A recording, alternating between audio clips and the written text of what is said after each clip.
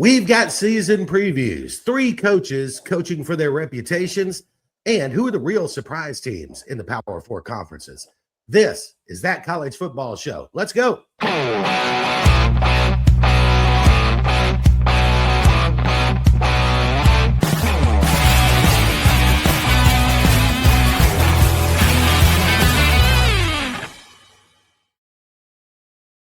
All right, everybody, welcome into That College Football Show. I am JJ. He is national champion linebacker Eltoro Freeman, formerly of the Auburn Tigers. Eltoro, how we doing, brother? Doing great, brother. Can't wait to get started. All right, show number 1. Here we go, right? Here we go, bro. Let's get this thing rolling. Let's talk some ball. Let's talk some ball, Jay. I want to get right into it because we need to kind of explain this. This is our Reputation on the Line segment, okay? Now, Reputation on the Line is your brand. You started it. Tell us what it means. Reputation on the Line is a motivation reminder that drives you to be the best at what you do. Simple as that, Jay. That's a pretty good one, man. That's it, baby. That's it. and I'm here to tell you, if you're not standing on the line of your reputation, we're going to let you hear about it on That College Football Show. 10 toes down, right? All right, here we go. Yeah. Let's get into it because we've identified 3 coaches. Now, this is not a hot seat segment, right? This is not 3 guys that are about to get fired if they don't win a championship. But they're 3 guys who need a little reputation boost right now. 3 guys who need to do well this year for their reputation for different reasons. And we'll get into all of them right now. And Eltoro, I'm going to start you off with this guy right here, Alabama's Kalen DeBoer. Now, Kalen DeBoer, 3rd year coming up. This roster probably starting to look a little more like a DeBoer roster and not a Saban roster, right? But he's gone 20-8. He's done pretty well. But, man, that Indiana game stung. So tell me about Kalen DeBoer coaching for his reputation on the line. See, that's the thing, Jay. When it comes to Alabama, they have a certain standard of play. So I hear you say that, this is, DeBoer really is this the time that DeBoer is bringing his guys in, but he really needs to be trying to bring back that culture of Alabama because I think that's what the issue is. As you say, I think DeBoer, he's 20-8 at Alabama, not a bad record, but it's about at Alabama. It's about the standard of play. It's how you win, and also it's how you lose. And the way that DeBoer has been losing games. In the way that he has been winning games is not the Alabama standard. You know what I mean? And that's why there's still question marks about can he lead this Alabama football program back to the promised land, and that's winning the national championship. Because that is the standard, Jay. That is the standard at Alabama. Well, let's start with this, Eltoro, because, and you know this because we've talked about it. I'm a Kalen DeBoer fan. I think the guy's an excellent football coach. That does not mean that he's the right coach for Alabama, but I think he's an excellent football coach.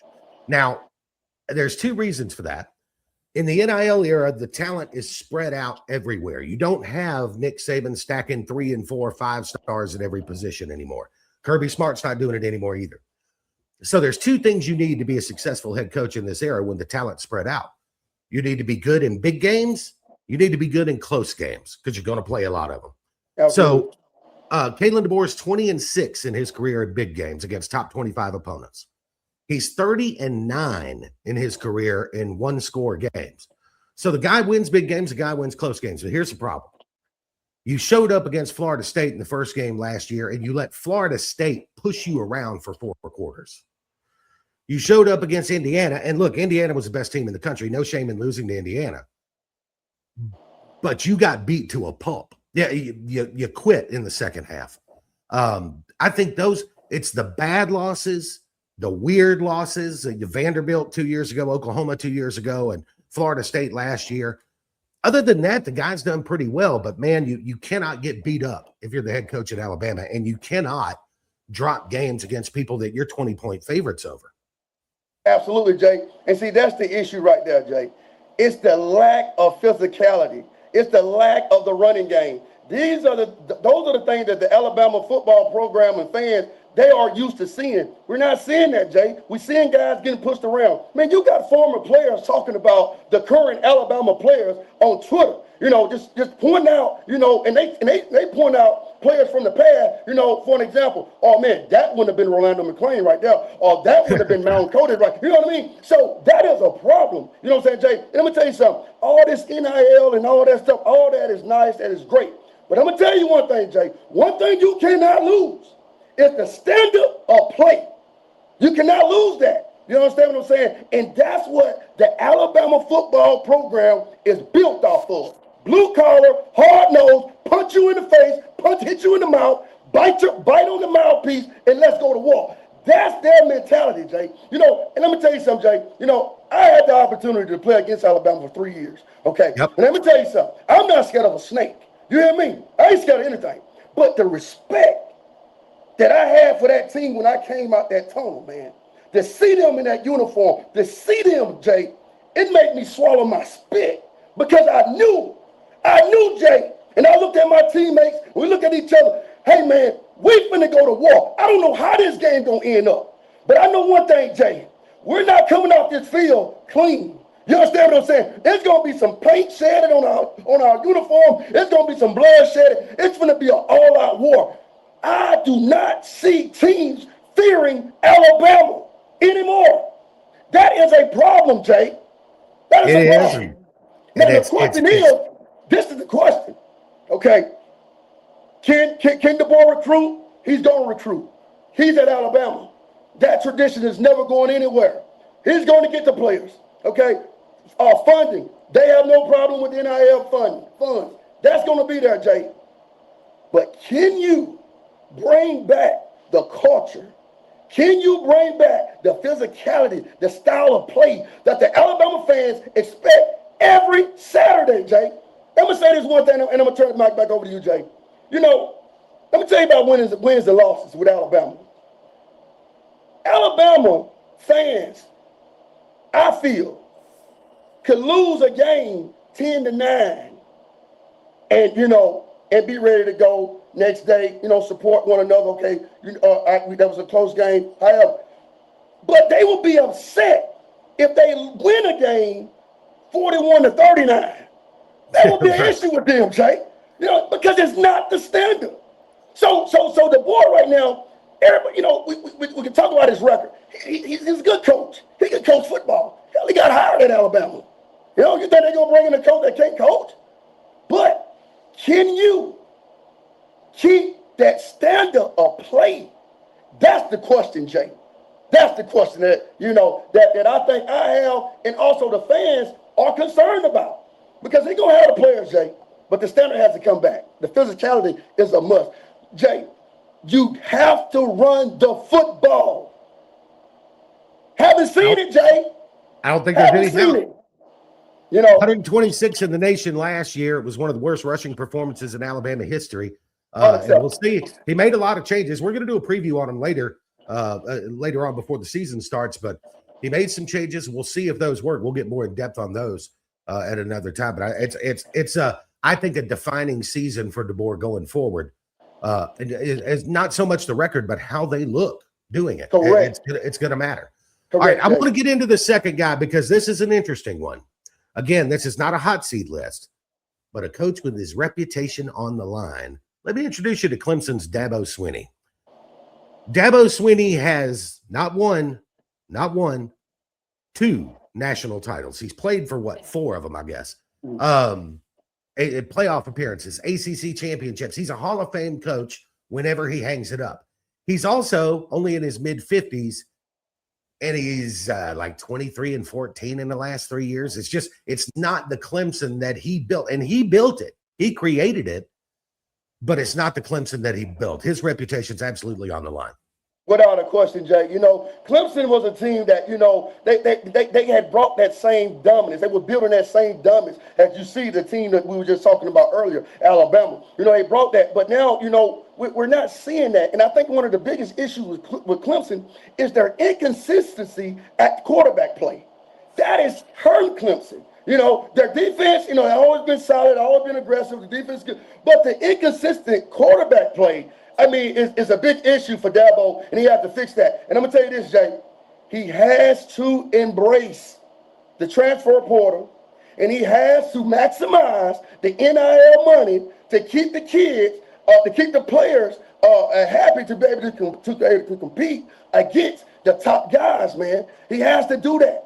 He has to do that. I love his idea about, going after high school kids and recruiting and building that chemistry. I love that. But Jay, in today's game, you have got to utilize the transfer portal to the max. And you have got to utilize the NIL funding to the max in order to compete with the Alabamas, the Texas, the Ohio States, and so on and so on, Jay. Yeah, I don't think Dabo has adjusted very well in the NIL and transfer portal era. And by the way, I want to, just in case he comes across this, let me apologize. He's 26-14 in the last 3 years, not 23-14.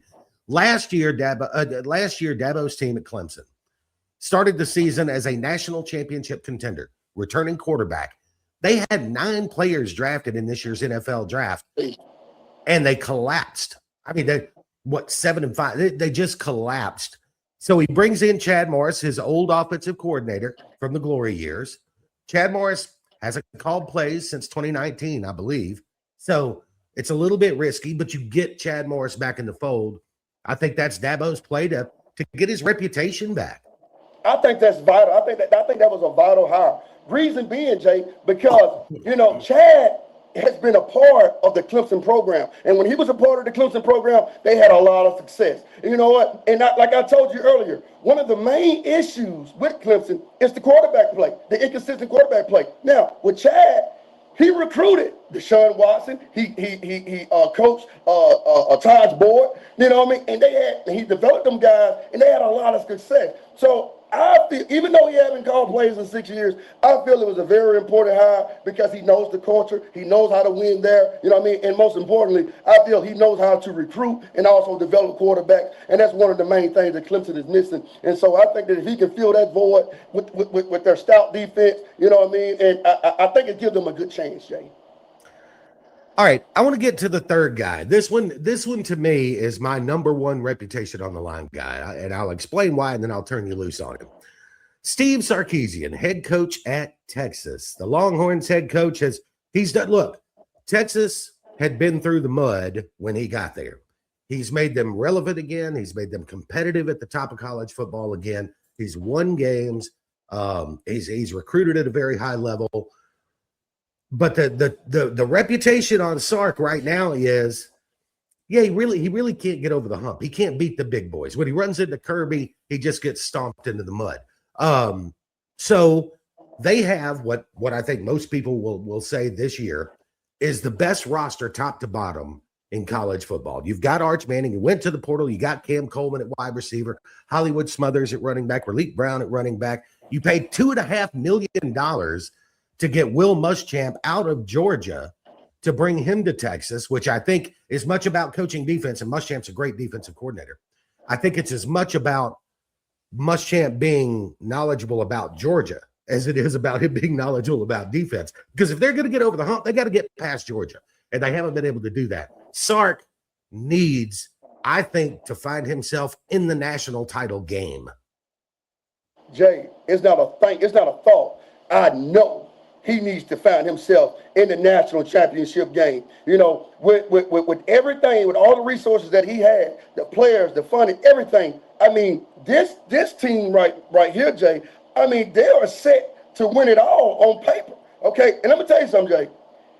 It may not be now or never for Texas to win a national championship, but it is now or never for Steve Sarkisian at Texas to win the national championship. I mean, man, you got Will Muschamp, you got Cam Coleman, you got Hollywood, you got all these guys. I mean, you have it all. Now, one of the key things that I say, with Texas is they have to have a balanced rushing attack. You know what I mean? They have to have a balanced rushing attack. And also, and I know with Will Muschamp, the defense is going to be extremely aggressive. Going to be extremely aggressive. So they need to keep a balanced rushing attack, and also, they need to capitalize on special team. And I don't see how this team can be defeated or not in the championship game. It's just hard to see that, Jay. And if he can't get it done this year, Jay, with what he has in the pot, Jay, Texas went all in. They went all in. I mean, College front office estimates the roster value at about $48 million, highest in the country. If you're not going to do it now, Steve, when are you going to do it? That's the question that's going to come up. You're absolutely right, Jay. You're absolutely right, Jay, because you know, and you see this, and it's a scary thing too now, Jay, because all the fans' expectations is extremely high. You know what I'm saying, Jay? So, you know, that's a very sticky situation to be in, because you really have no room for error, you know. And so losing games that you don't supposed to lose, not good, Jay. Not being in the, not being in the national championship game, not good, Jay. You know what I mean? So, like I said before, Jay, Steve Sarkisian, I think this is his 6th year. I mean, there has been patience. There has been everything that you need to get this team back to the national championship game. You know what I mean? And if he can't do it this year, with everything that he has, Jay, it's going to be tough. It's going to be a tough time for Steve Sarkisian in Texas. Yeah. People start looking at you sideways. All right, before we wrap this up, here's a reminder for you. If you're out there watching this, do me a favor, like and subscribe to the channel, leave a comment, hit the notification bell, and make sure that you stay with us. Now, we've got a big, long show coming, so we got more stuff to get to. I do want to take a minute and thank our anchor sponsor, Glenn Smith Chevrolet GMC. You'll see their logo there on the screen. They are located in Opelika, Alabama, and people from all over Alabama and Georgia go to Glenn Smith because they have this monster selection. Trucks arriving almost daily. I've seen it. 500 to 600 vehicles on the lot and ready for immediate delivery. Chevy trucks, GMC trucks, the heavy duty trucks, plus cars, great used inventory too. GlennSmith.com, GLYNN Smith.com. That's going to do it for the Reputation on the Line segment, but we got more.